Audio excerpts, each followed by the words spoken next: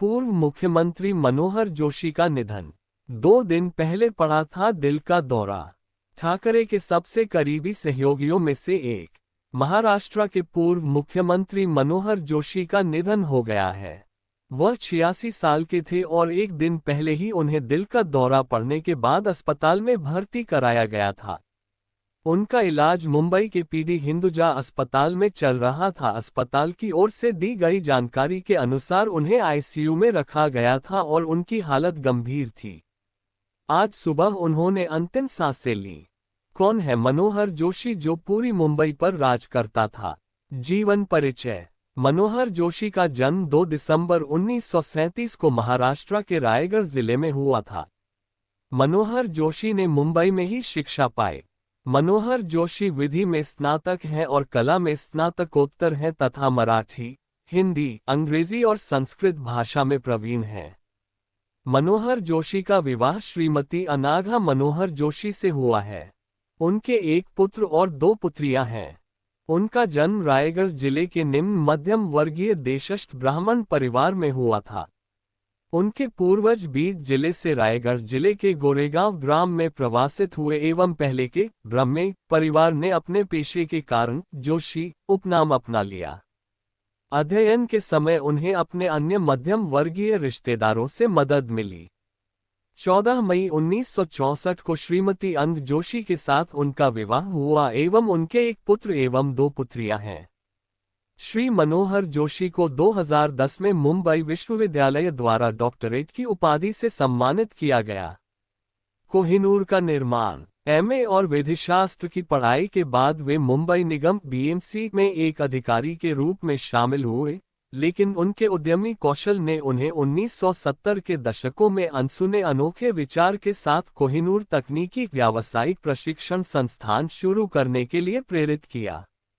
अर्धकुशल युवकों को बिजली मिस्त्री, नलसाज, टीवी, रेडियो, स्कूटर की मरम्मत करने वाले व्यक्ति, फोटोग्राफी में प्रशिक्षण प्रदान करने के लिए एक संस्थान की इस धारणा ने उन्हें निम्न मध्यवर्गीय मराठी युवकों के बीच में जबरदस्त लोकप्रिय बना दिया है।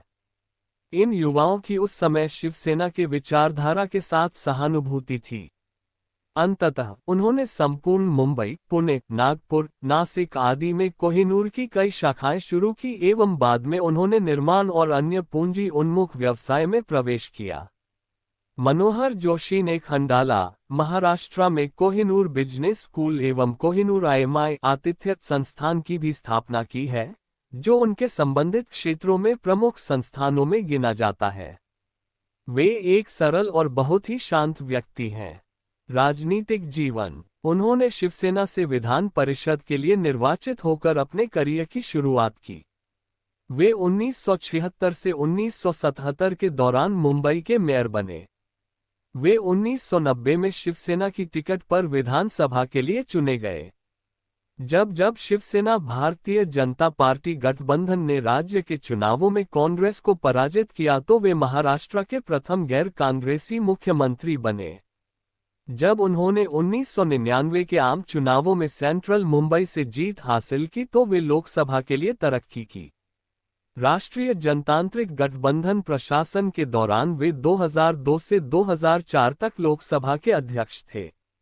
महाराष्ट्र के पहले गैर कांग्रेसी सीएम मनोहर जोशी महाराष्ट्र शिवसेना के वरिष्ठ नेताओं में से एक थे। वह महाराष्ट्र के पहले गैर कांग्रेसी मुख्यमंत्री थे।